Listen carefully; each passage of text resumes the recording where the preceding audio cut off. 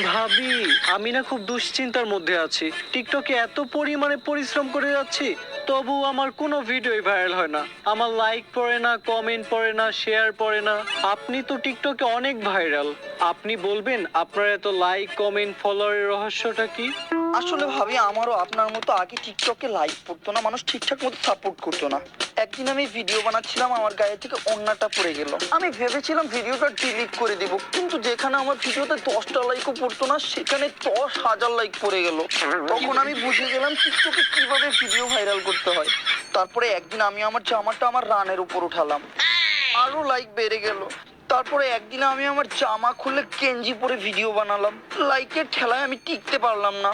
তারপরে একদিন আমি আমার পায়জামা খুলে শর্ট প্যান্ট পরে ভিডিও বানালাম, কমেন্টের ঠেলায় টিকতে পারলাম না। কমেন্টে খালি বাবা মার নামে গালাগালি, কমেন্ট পড়তে কি যে ভালো লাগে ভাবি। এইবার চিন্তা করতেছি জামাও থাকবে না, প্যান্টও থাকবে না, কিছুই থাকবে না, পুরা ভাইরাল।